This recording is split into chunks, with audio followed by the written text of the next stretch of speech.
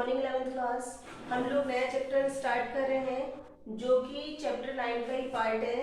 Chapter 9 का जो B part है, मतलब ख पार्ट जो है, chapter 9 B school peers and educators, इसको हम कहेंगे विद्यालय समकक्षी और शिक्षक। बच्चों ये चैप्टर बड़ा इंटरेस्टिंग है, आप ही लोगों के ऊपर डिपेंडेंट है चैप्टर। आप लोग इसको बहुत आसानी से समझ सकते हो। इस चैप्टर में आपको रियलाइज करवाएंगे कि हाँ ऐसा सब कुछ होता है। बच्चों स्कूल के बारे में इसमें बताएंगे कि स्कूल क्या होता है।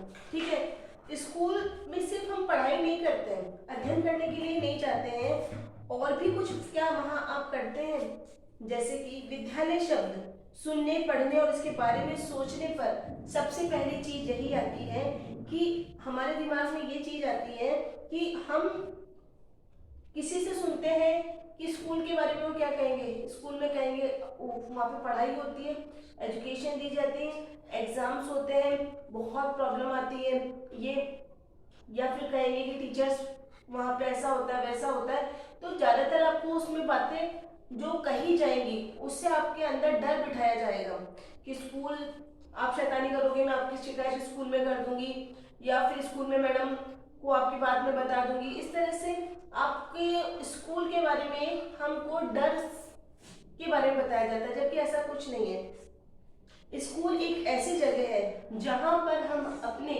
फ्रेंड्स से मिलते हैं।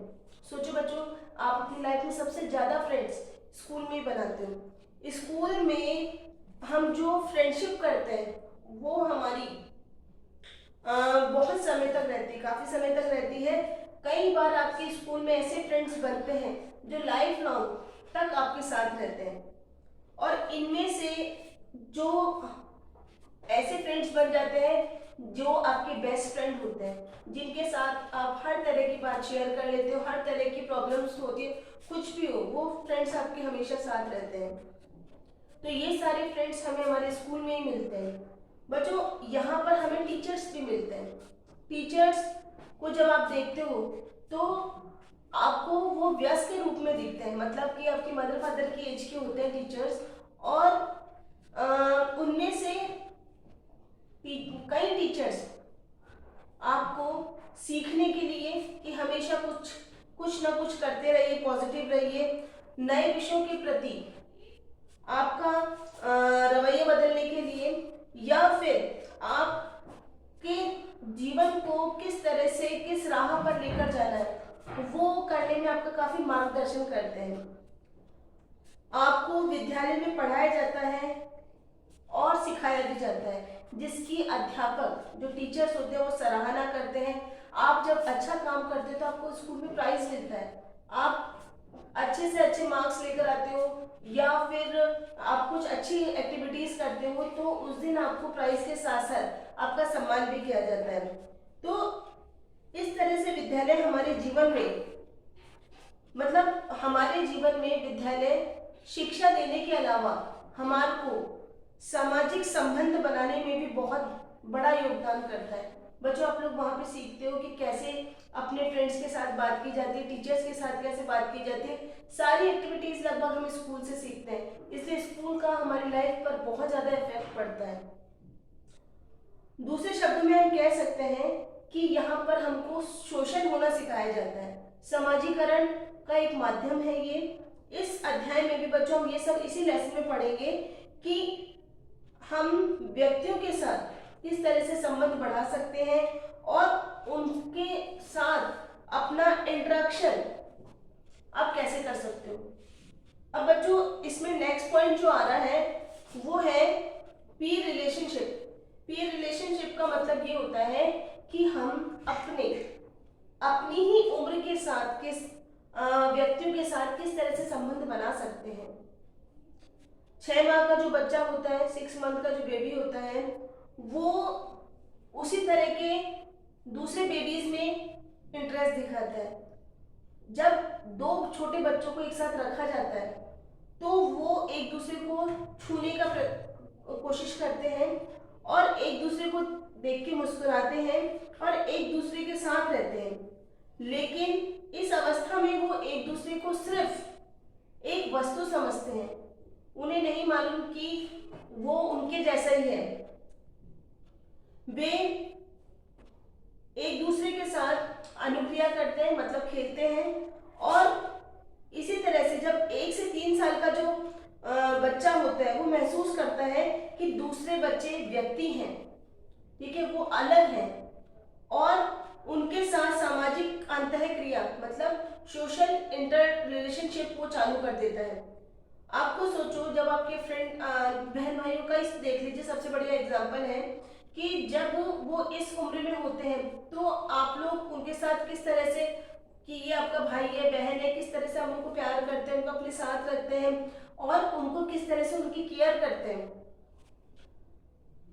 दूसरे व्यक्ति जो प्रारंभिक जो ईयर होते हैं, मतलब स्टार्टिंग के जो साल होते हैं, मित्र वह होता है जो आपके साथ साथ रहता है और दूसरे शब्दों में जो खेलने के समय आपके साथ मौजूद रहता है, जिनके साथ हम खेलते हैं वो हमारे फ्रेंड्स होते हैं।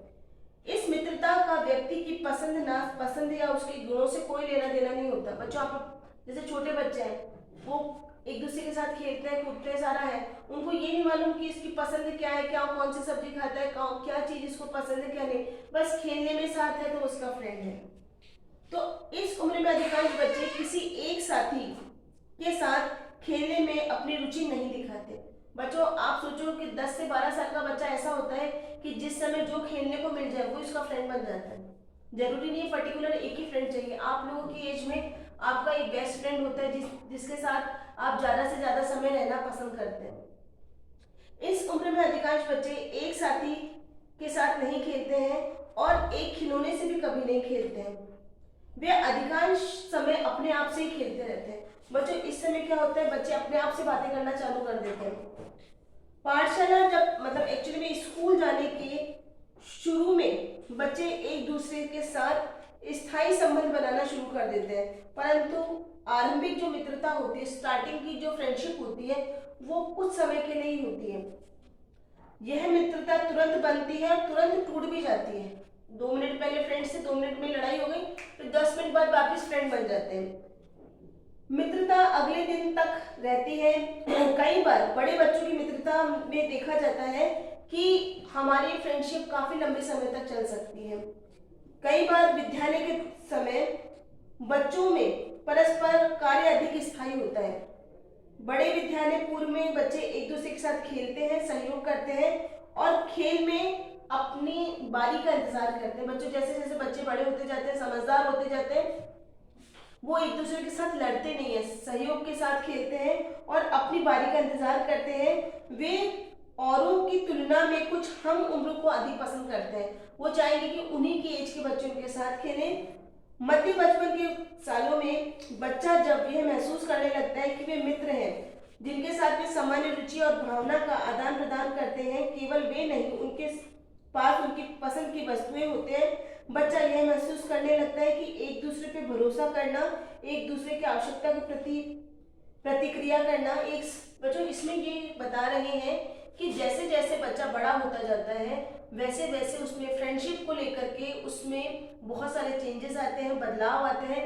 वे समझने लगता है कि मेरी फ्रेंडशिप छोटी छोटी वस्तुओं से लेकर नहीं है, बल्कि आत्मिक मतलब एक दूसरे के साथ इमोशनली हम लोग अटैचमेंट हो जाते हैं। इसी तरह से जब बच्चा किशोर हो जाता है तब उसके लिए मित्र उसके माँ बाप से ज्यादा महत्वपूर्ण होते हैं। आप सोचो, इस समय आप कई बातें अपनी मम्मी पापा से शेयर नहीं करके अपने फ्रेंड्स के साथ शेयर करते हो। अधिकांश किशोर का जिगरी दोस्तों का साथ एक छोटा समूह होता है जिसे गुट या टोली कहते हैं, और बड़ी संख्या के मित्र जिनसे ज्यादा संपर्क नहीं होता उन्हें समूह कहते हैं। बच्चों, एक्चुअली में इसमें फ्रेंड्स तो आप सभी होते हो, लेकिन जो पर्सनल जो फ्रेंड्स होते हैं उनका मतलब समूह जो होता है, उनका जो ग्रुप होता है बहुत कम होता है। 2 या 3 फ्रेंड्स से ज्यादा कोई बड़ा ग्रुप नहीं बनाते हैं। इस समय उनकी जो इंटरेस्ट है, रुचि है, काम करने के जो तरीके हैं, क्रियाकलाप, वो सब लगभग एक साथ होते हैं। और हम ये कह सकते हैं कि भीड़ के सदस्यों में टोली के सदस्यों की तरह एक दूसरे के साथ घनिष्ठता नहीं होती, ठीक है। इसी प्रकार से छोटे बच्चों को जो मंच पर कार्यक्रम देखते हैं और किशोरों का वह समूह जो एक साथ बाहर जाने की योजना बनाता है, वह टोली का हिस्सा होते हैं। ठीक है बच्चों, आज की क्लास में हम लोग इतना ही करेंगे। कल इस चैप्टर को आगे बढ़ाते हैं बच्चों। Thank you.